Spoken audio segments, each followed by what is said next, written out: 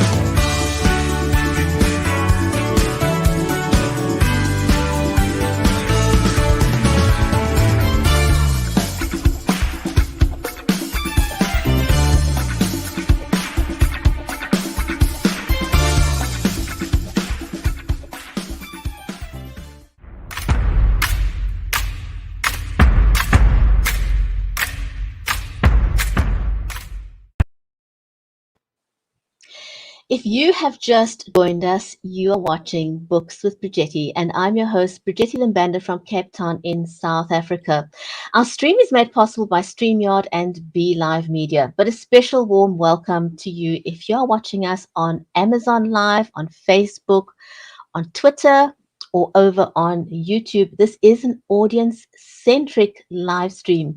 So I've got my phone right here and I shall be monitoring the comments. So if you say hi or you have a question or anything, just do know that I am watching and we will respond and would be happy to give you a shout out.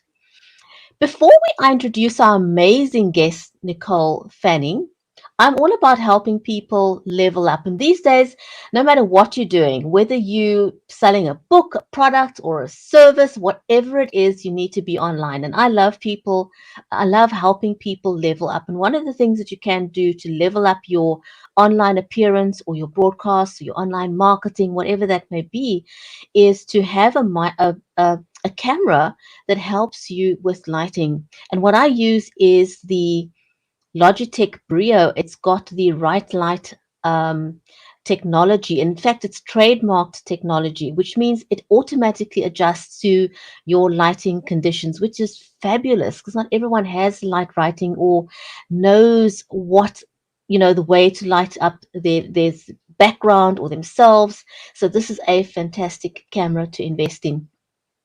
I also use the Samsung Studio condenser microphone, which is this one over here, because people will sometimes forgive you if your picture is not 100%, but believe me, people will tune out if they can't hear you.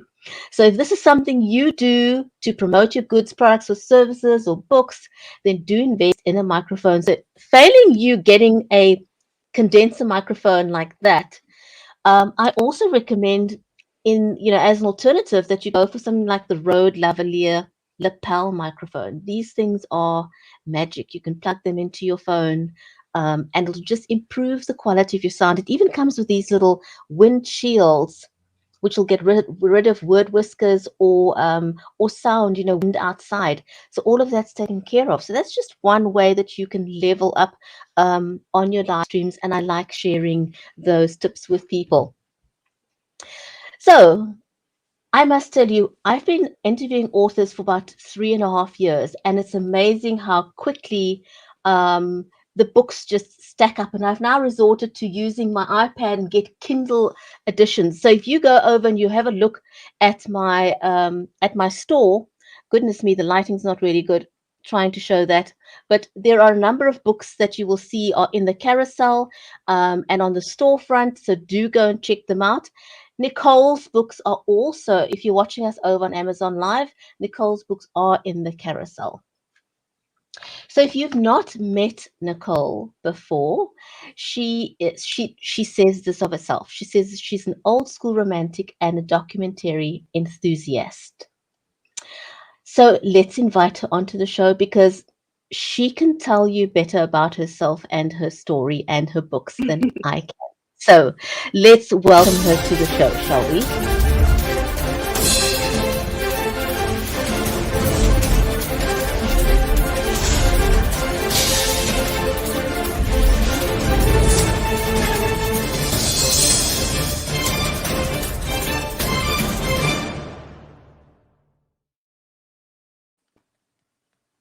Nicole, it's amazing to have you as a guest on the show. Thank you so, so much for joining us today.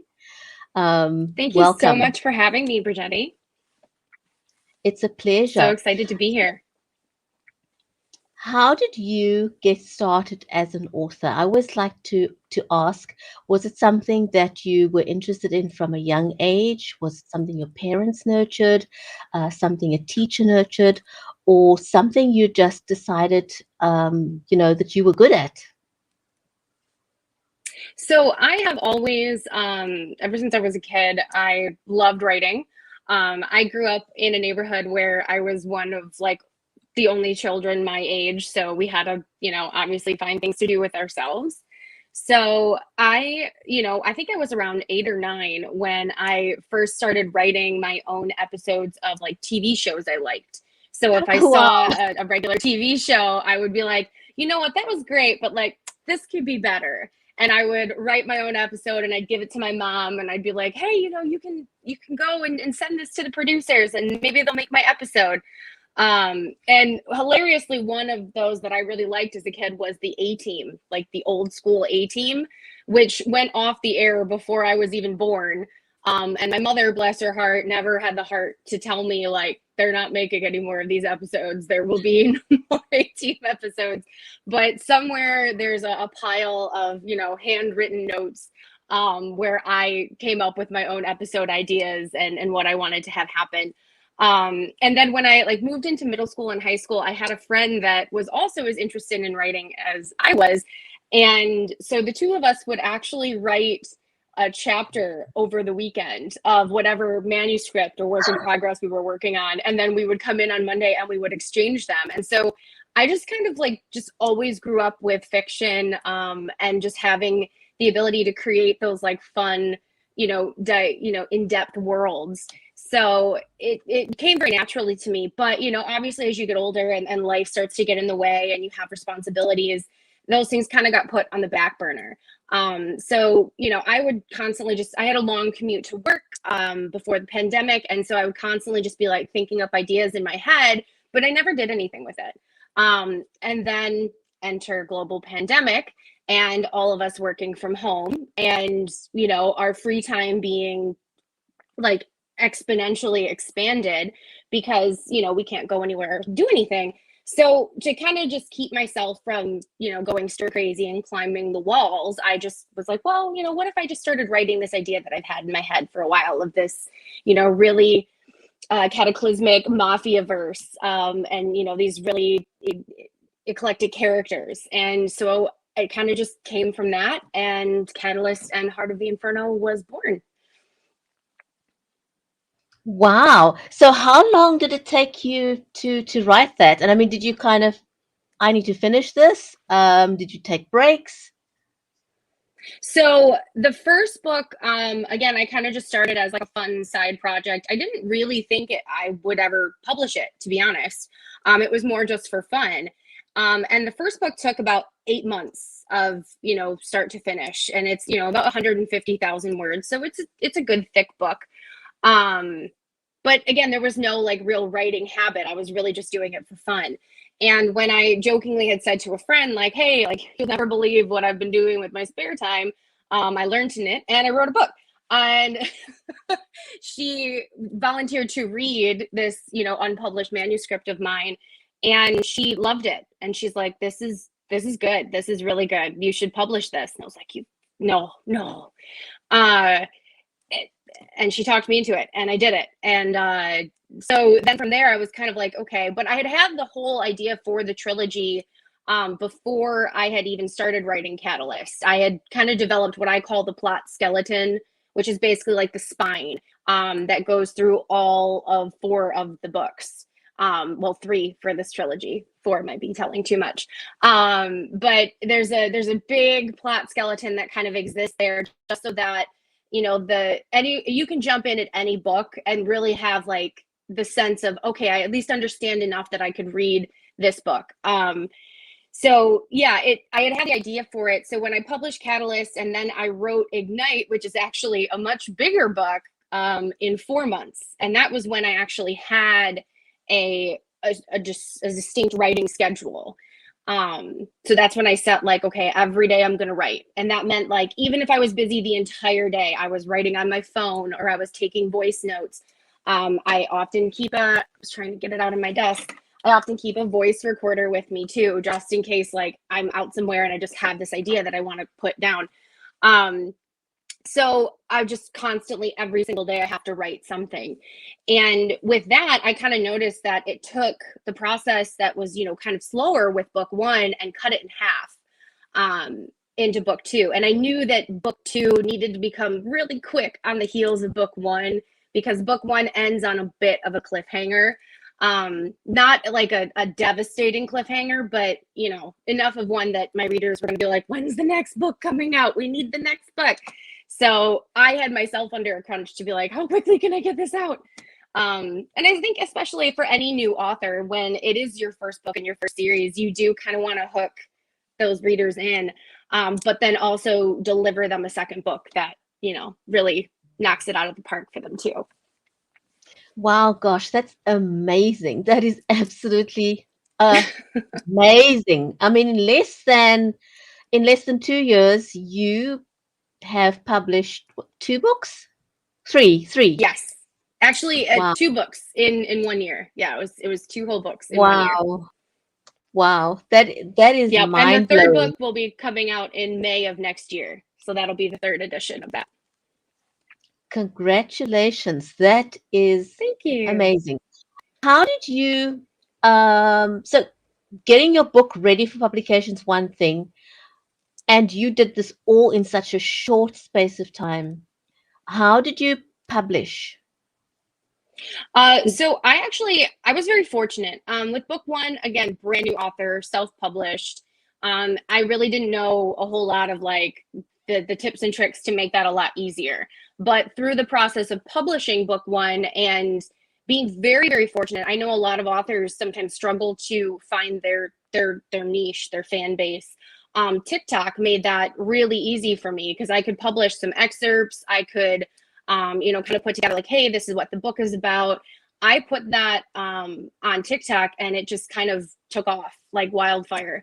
And so very quickly, with, before book 2 came out, I had a pretty decent following that I didn't have when I launched book 1. I mean, when I launched book 1 originally, I had 300 friends on Facebook that I told about it.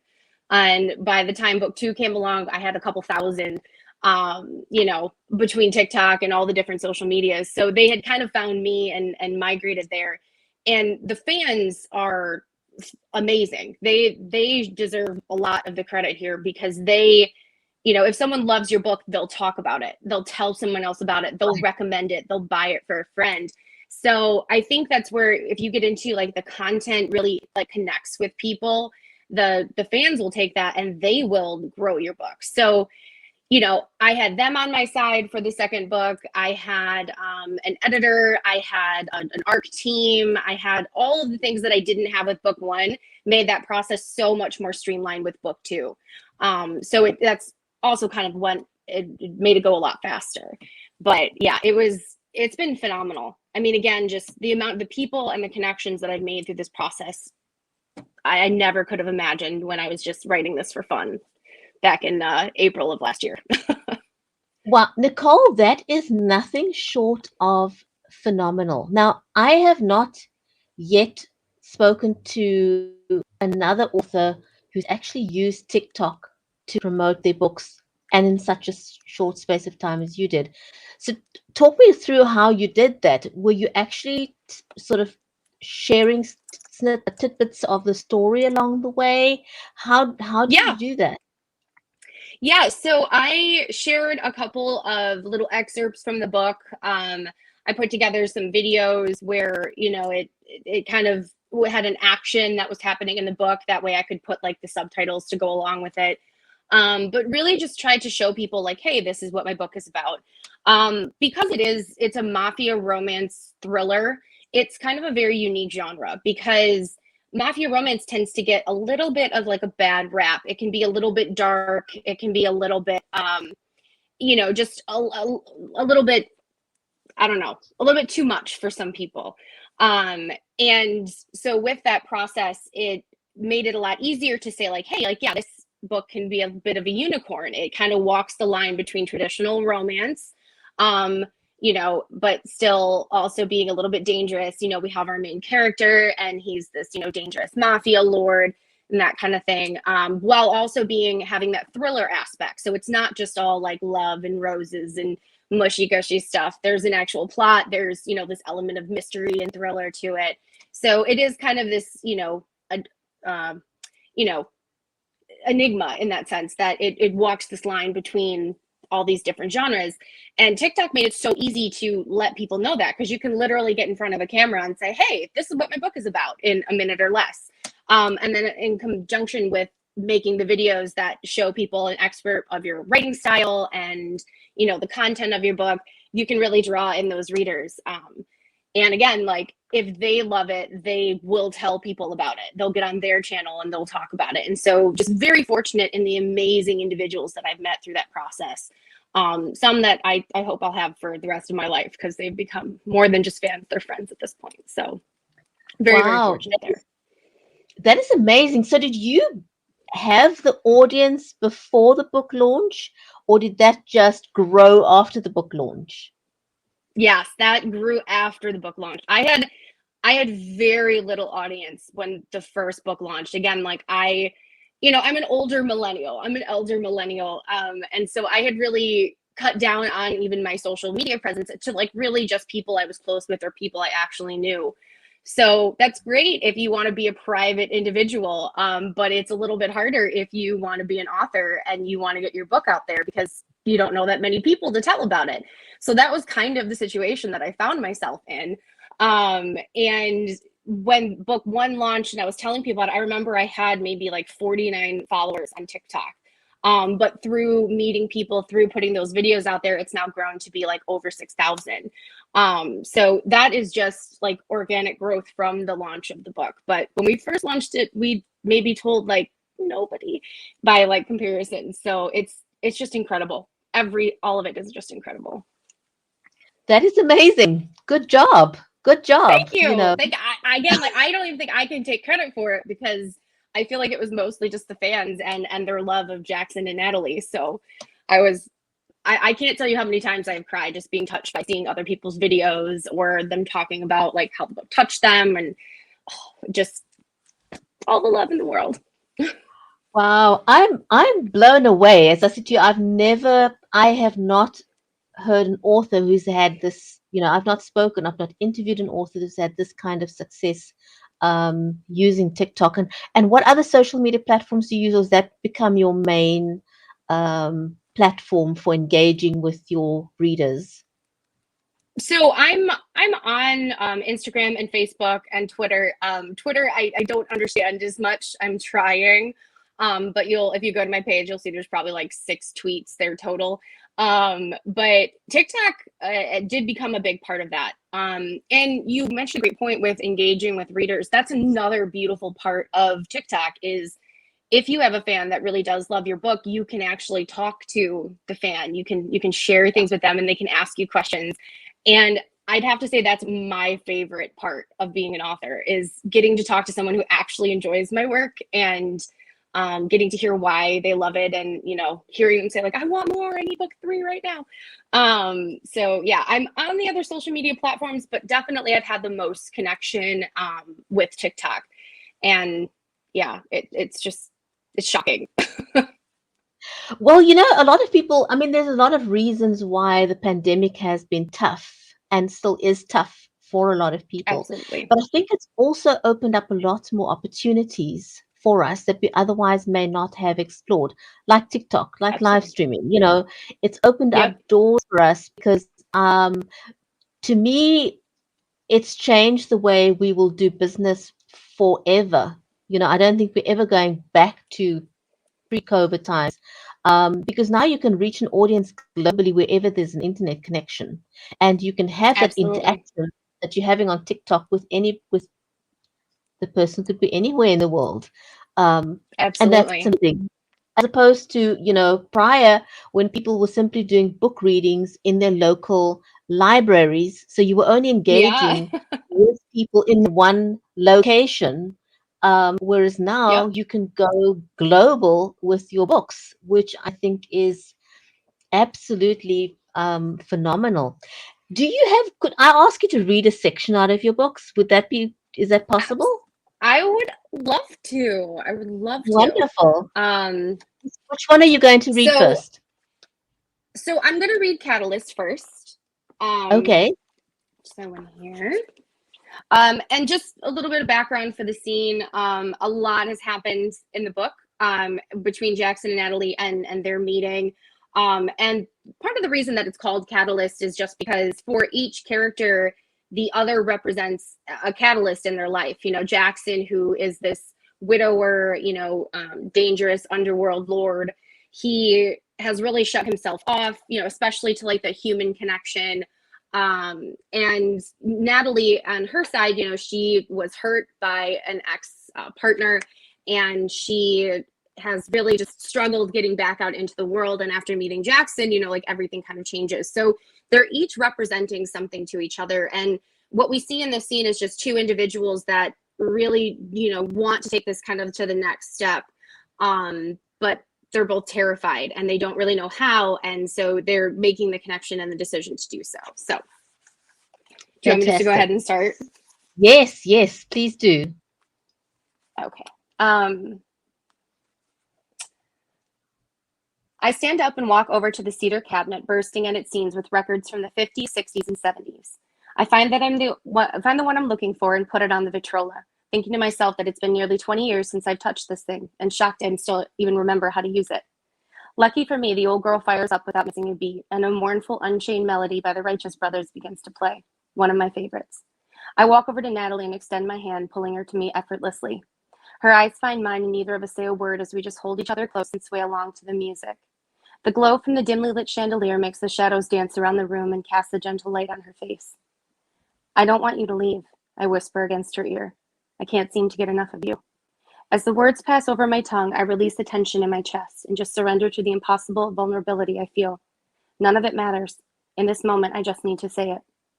I know, she says tenderly, reaching her hand to my cheek. I'm kind of getting used to this. I spin her softly when her eyes meet mine. I am helpless. So what now? I ask. This is it. My heart begins to pound in my ears, and I'm grateful for the music as the fear of what she could say next nearly paralyzes me in place. I know that she deserves more than this life. She deserves far more than what I can give her. But that doesn't stop my selfish heart from wanting to keep this tiny piece of happiness I found with her to myself. She's brought the sunlight back into my life, and now I've found myself fearing the night that follows when she has to leave. You mean after I leave? She asks, as soft as a whisper as she lowers her gaze to the floor. I nod, unable to speak. Well, if we think about this rationally, one could make the argument that this week has just been incredibly intense, and perhaps we just got swept up in its current, she says, unable to meet my gaze. Agreed, I choke out. And we live 1,000 miles apart. We do. And we both admittedly have a significant amount of baggage when it comes to trust. Surely. But, she whispers, tightening her hold on me and unknowingly pulling me back from the brink of destruction with those mesmerizing eyes of hers in just one word. For you, Jaxon, I would be willing to try. This moment is incomparable. Relief floods my body like a dam has broken, and I can finally breathe again. Time seems to have slowed, and the last 5 years of my life passed behind my eyes. I swore I would never let these walls down for a woman. I swore it was something I did not need. I swore it could only ever be a distraction. I swore that it could not be good for Jessica. I swore that I would never give that part of me away again. But I lied, because in this moment, every self-protective oath I have ever sworn to myself shatters into 1,000 pieces on the floor, and I could not be happier. I do not deserve this woman, but by some inexplicable divine intervention, she has come into my life. She is the undeniable catalyst that has changed so much around me in such a short amount of time, and I know that I will never be the same. I kiss her, softly, deeply, fervently feeling the electricity crackling between us. I am yours, Natalie Tyler, I say tenderly. Her eyes sparkle in the shadows, and her smile could light up the whole damn sky. It might not be easy, she says softly. Nothing ever is. At least we have tonight, she whispers against my ear, planting a tender kiss on my ear. I cup her face in my hands, memorizing every part of her face and landing a bruising kiss on her lips. So let's make the most of it. Wow, that is awesome. That is awesome. Very Thank you. captivating. Very, very captivating. Thank you. Nicole, that cover, just show us the book again. That cover is stunning. I'm going to put you on full screen. How did you get your cover? Tell us a bit about the actual cover and the design. Yeah, so the Bloody Rose actually has some significance to the book as well. There's a scene where this takes place, and it also has some significance to Jaxon and his mafia family. Jaxon, in addition to being a billionaire and a mafia lord, he's also a hotel owner. So he owns a chain of really luxury hotels.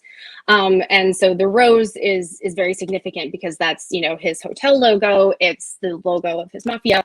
And there's a really kind of funny scene where, his introduction to Natalie ends up being a little bit rocky. He's kind of a jerk to her in the beginning. And when he tries to apologize, he tries to send her these flowers, and she turns down his flowers because she's mad at him because he really was a jerk. And so, he being the stubborn, billionaire that he is, continues to send her flowers every hour on the hour until she accepts his apology, which ultimately results in, the hotel that she's staying at being just absolutely covered in white roses, and her eventually being like, okay, I accept your apology, and I'll have dinner with you. So it's kind of funny, but yeah, the rose is really significant for the book, for the series, for the characters all together. So it really is very, very nice. Did you did you commission that specifically? How did you get them to get what you wanted to use? I kind of knew exactly what I wanted. I was kind of particular in that sense. So I had the image in my head. And when I found something that really matched with it, I liked this image in particular because, it's really kind of hard to see on the camera, but the blood that's in the picture kind of like just covers up the word catalyst. So it kind of just flows into it, which again is just really significant, again, all the way around. But yeah, no, I kind of had the image of what I wanted. And when it came to Ignite, these are what the necklace that's on here is the Sapphires of Troy, which is a necklace that you can actually get. You can buy this necklace, and eventually, hopefully, will be part of my merch store. But it's part of the story, and it's part of a heritage piece that Jaxon talks about in Catalyst, which are these family heirlooms that have been in his family for a very long time. And they, have a little bit of folklore to them. But they become a big part of book 2. So I also knew immediately what I wanted on the cover of book 2. And then this picture, I actually took myself and worked with a bit of a designer to make it kind of what I wanted. But yeah, so that's that. Both have real significance, and the Sapphires of Troy are a big deal in both books. So that is gorgeous. That is absolutely gorgeous, and the color is beautiful. Absolutely beautiful. Do you have a section that you would mind reading for us from Ignite as well? Sure. Okay, let's take a listen. I would say just a little bit of, and give you a chance to just find it quickly. What's that? We'll take a very quick break. Perfect.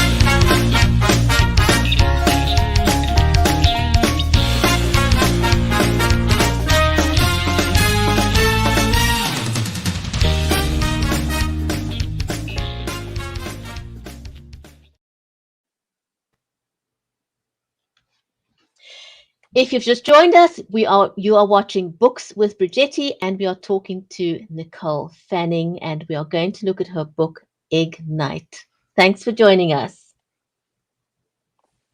Awesome.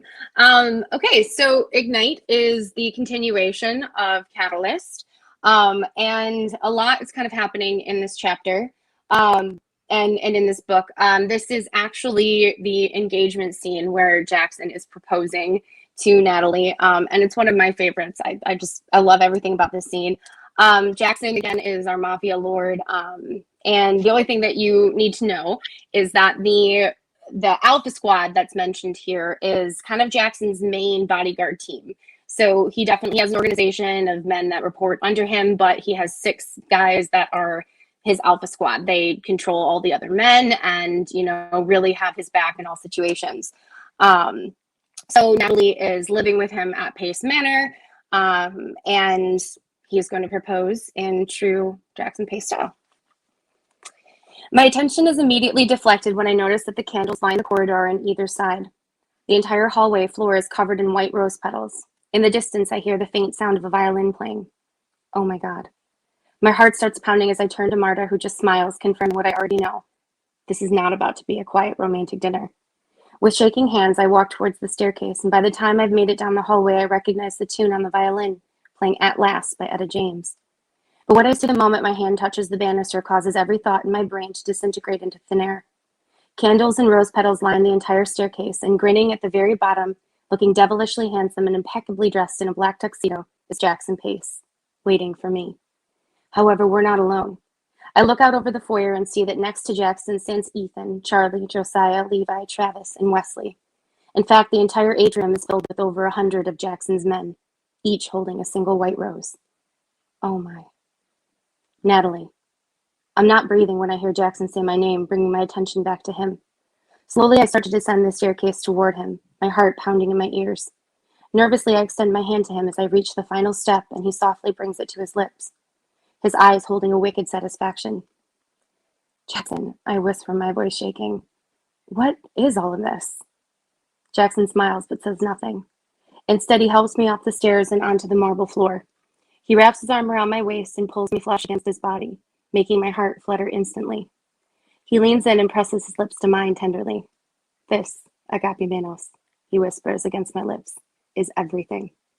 As he turns around to the atrium filled with men, I watch in astonishment as one by one each and every one of Jaxon's men slowly begin to take a knee, bowing their heads.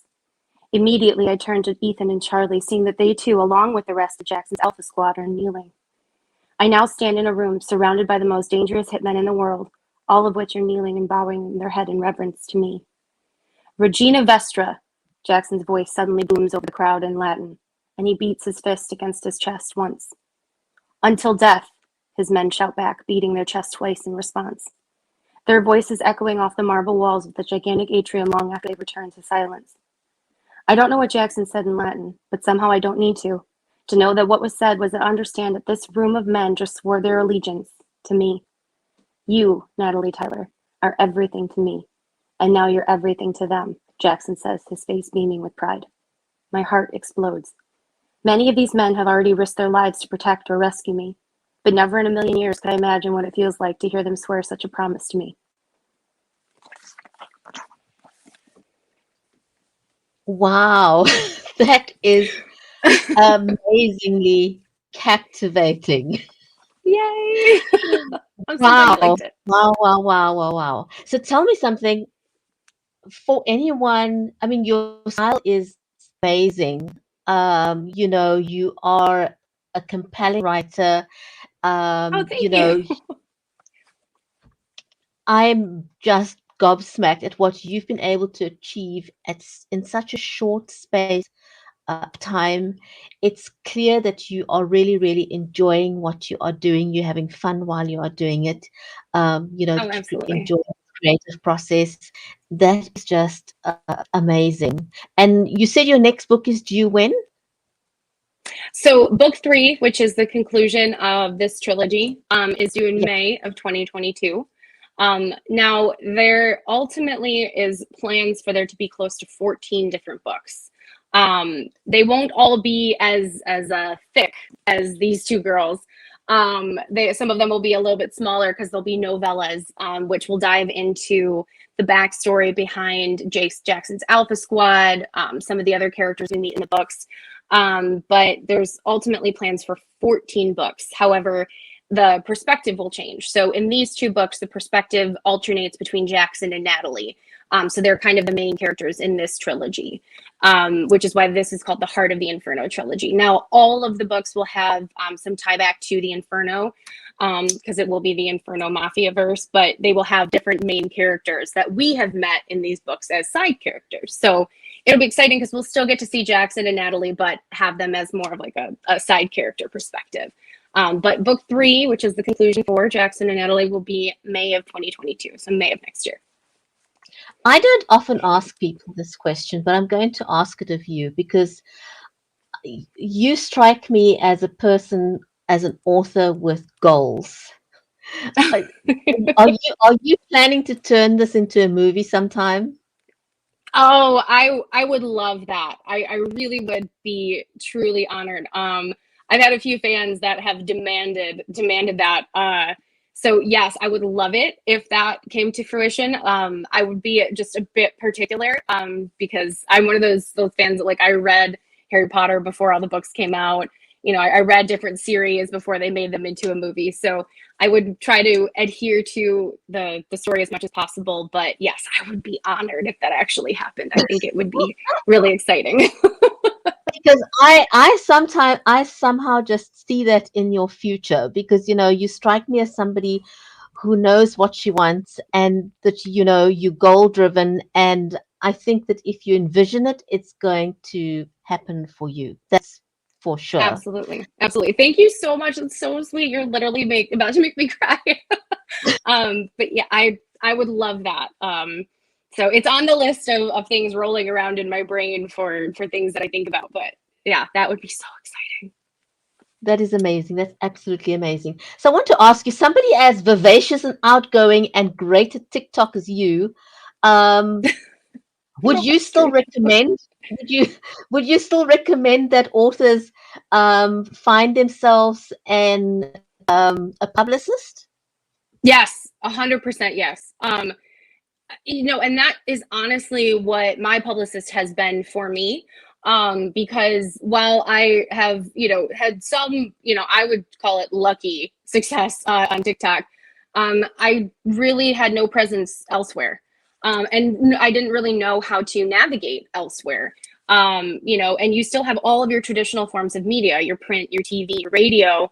I would never have met you if not for my publicist. So he definitely, for me, filled that gap of, okay, yeah, I know what I'm doing on TikTok, but literally nowhere else. So please help me. So he was definitely a guiding light in that sense. And I recommend all authors that they find someone who knows how to navigate those roads for you. It just makes your life a lot easier because you are doing so many other things. I'm working on the last novel. I am also trying to put together the basic skeletons for the other books I want to do. My brain is all over the place. And so, you write this novel and you have no idea how to share it with the world, except to just put it on social media like, hey guys, I wrote a book. You should read it. And your publicist is like, I know who we should talk to about this. Yes, let me help you with that. So yes, I definitely recommend that all authors connect with a publicist for sure. So you with Mickey Mickelson of Creative Edge, right? Yes. Yep. I call him my Wolverine. So it's kind of an inside joke, but yeah, I when I started with him, I was like, I understand TikTok and nothing else, and he's like, I got you. You're good. So yeah, no, he's fantastic. I recommend let someone else do the work that you are unable to do. You will accomplish so much more if you can delegate and kind of divide and conquer. So for sure. The way I look at a publicist, from speaking to many authors, is like somebody walking into a courtroom without a lawyer. Yes, that's a great analogy. And my husband is a lawyer, so maybe that concept came really easy to me. Yeah. So, but I was totally it's having someone on your side that, again, knows the roads. Like if you were going to drive somewhere you'd never been before, you would love to have someone in your car that knows where they're going. So it makes your life a lot easier to do that. But yes, walking into a courtroom without a lawyer is the perfect analogy. It literally up levels your authority as an author. If you walk into a courtroom and they say, "Where's your attorney?" It's like, I don't have one. They kind of Yep. like, seriously? And Yeah. you have that same effect when you walk into a library or anywhere and you say, "Hey, I've got a book." But if you say, "Hey, I've got a Right. book, talk to my publicist," they look at you Right. differently, right? Right. They do. It was something that when I started telling people like, oh, I'm self-published, they were like, oh, then that's really not going to go anywhere. And I was like, oh, okay. And it was a little bit disheartening at first, but that may be true. I can see how it could be if you, again, don't know how to put yourself out there. Because again, if you are self-published and you write this book and you just tell your friends and family about it on Facebook, that's fantastic. But that's 300 people in the world that know about it. That's, not getting it anywhere where your fans, people who really would love your work, can see it. So having someone who knows how to do that is, again, like having a Wolverine that will go in and fight for you. So yeah, no, it really makes all the difference because, again, your brain is just all over the place. And, having someone who knows what they're doing is just a relief. Absolutely. Oh my goodness. Nicole, I have got to have you back again. Yes, I would Because love to come back. You tell me I, when and I will be back for sure. I can tell that you're going places as an author. I have a lot of hope and confidence in what you're going to be doing. So thank you very much. Do come back again. Let's stay in touch. I want to say thank you very Absolutely. much to our amazing audience on Facebook, on YouTube, on Twitter, and over on Amazon Live. And to those of you on Amazon Live, both books are in the carousel. So please feel free to go and grab those. Nicole, thank you very much again. To our Thank audience, stay safe. you. We'll see you back on the next episode of Books with Bridgetti. So for now, it's goodbye from me in Cape Town. Take care.